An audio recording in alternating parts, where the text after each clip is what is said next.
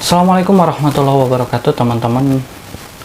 Bagaimana kabarnya? Semoga teman-teman tetap diberikan kesehatan dan kelancaran rezeki, kelancaran untuk beraktivitas hari ini atau ke depannya.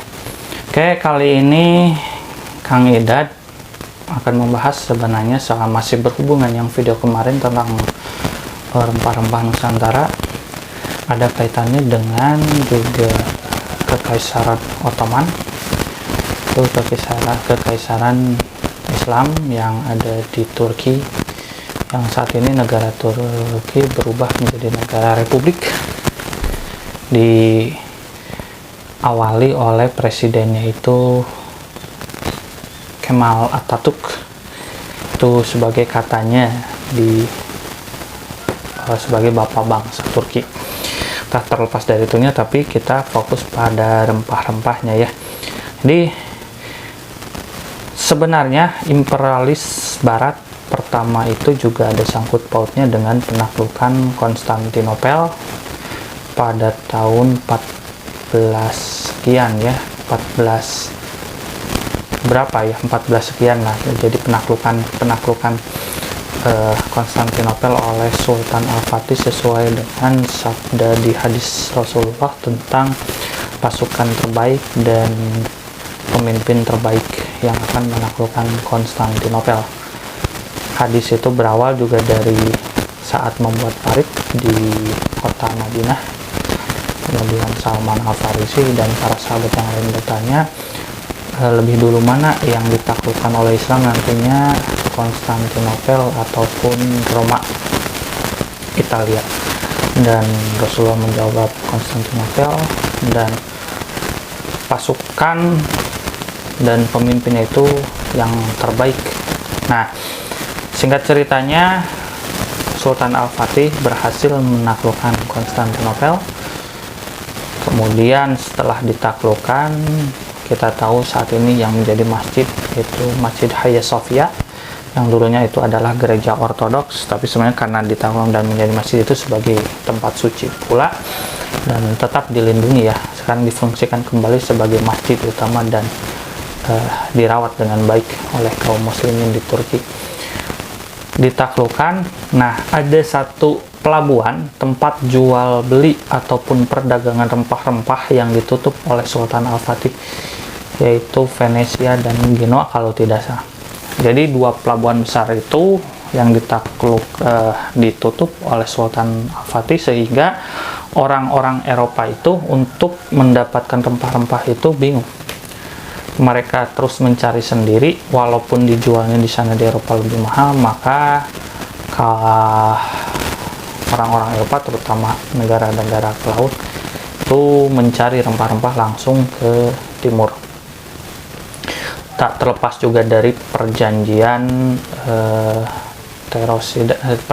antara negara-negara yang berhaluan Katolik, yaitu Spanyol dan Portugal atau Portugis pada saat itu ya.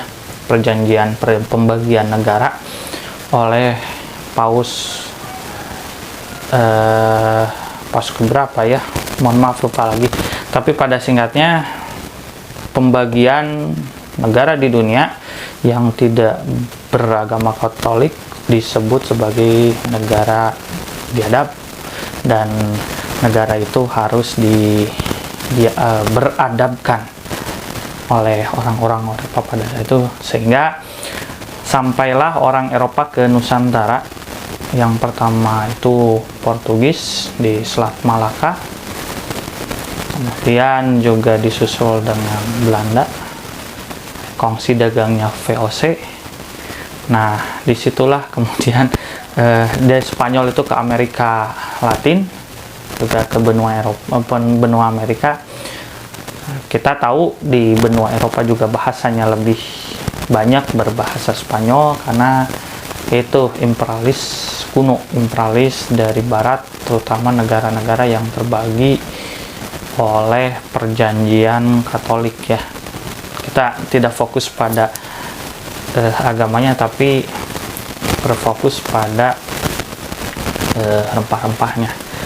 Dari situ karena rempah-rempah terbanyak itu ada di negara kita, Indonesia, terutama daerah Nusantara, ada lebih banyak jenis-jenis rempah yang sangat dibutuhkan pada saat itu oleh Eropa.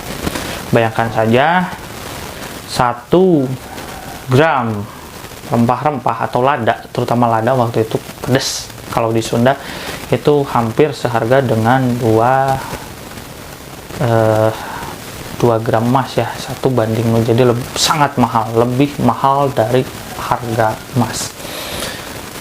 Jadi sehingga orang-orang Eropa itu berlomba-lomba untuk mencari tanah jajahan di timur, terutama Asia yang lebih banyak menerima sinar matahari.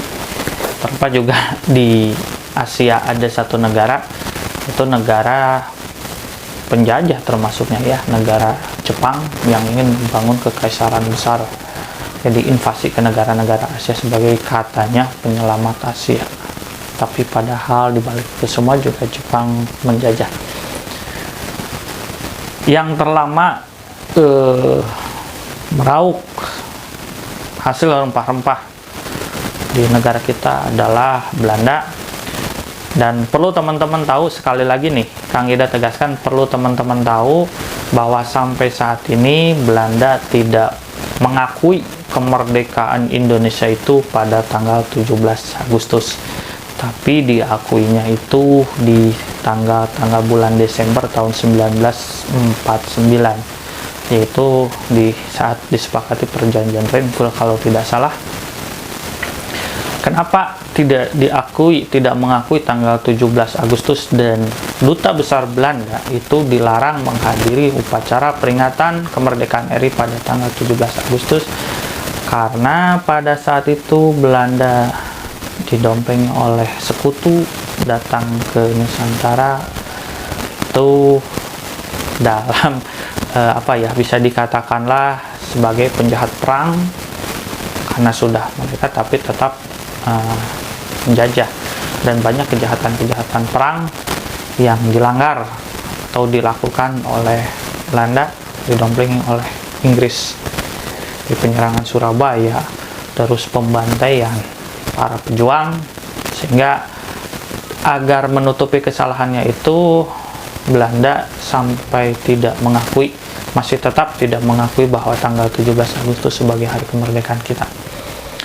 Karena Belanda total meninggalkan Indonesia itu bulan Desember 1949. Itu ya teman-teman, imperialisme Barat. Dan pada saat itu juga Presiden Soekarno memprakarsai terjadinya konferensi Asia Afrika. Itu awal dari lonceng kematian imperialis Barat berbunyi, karena Presiden Soekarno pada saat itu menyadarkan negara-negara untuk tidak memihak pihak manapun, Barat ataupun pada saat itu dengan perang dingin blok Barat dan blok Timur, Rusia dan Amerika. Terlepas juga menyadarkan kita harus berdiri sendiri di kaki kita sendiri, di negara kita sendiri, kita yang harus menentukan nasib kedepannya.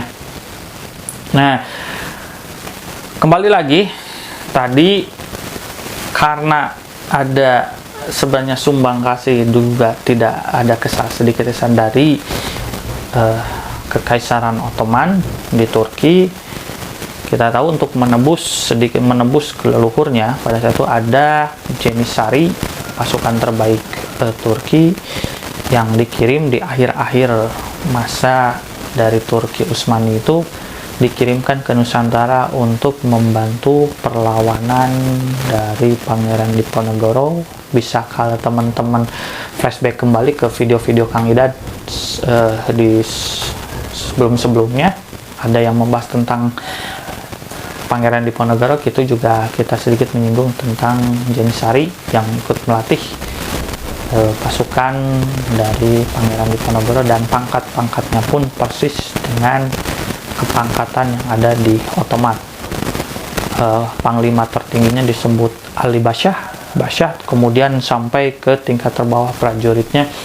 Di Pangkalan Diponegoro juga ada prajurit terbaik, yaitu sebagai penebus kesalahan leluhurnya, terutama Sultan Al-Fatih. Di balik kegemilangannya menaklukkan Konstantinopel, tapi di sisi lain juga ikut andil dalam lahirnya imperialis barat. Nah, itu saja teman-teman yang bisa Kang Ida sampaikan, sedikit ilmu atau pengetahuan yang Kang Ida sharing kepada teman-teman. Semoga bermanfaat, semoga teman-teman bisa tercerahkan bahwa ini sejarah ini jarang dibuka atau jarang diungkapkan di pelajaran sekolah ataupun di kalangan akademik, karena ini sejarah akan ada satu pihak yang dirugikan atau merasa mungkin tersinggung, tapi faktanya adalah seperti itu. Misalnya, mohon maaf apabila banyak kesalahan dalam membuat video ini, Kang Ida mohon maaf. Kemudian mohon untuk yang belum subscribe, di subscribe, dan baru menemukan channel ini dan nonton, tolong di subscribe, like dan komen, kemudian share ke media sosial yang teman-teman punya, agar Kang Ida makin semangat bikin videonya, makin bisa membuat video yang bermanfaat bagi teman-teman semua. Itu saja yang bisa Kang Ida sampaikan. Wassalamualaikum warahmatullahi wabarakatuh.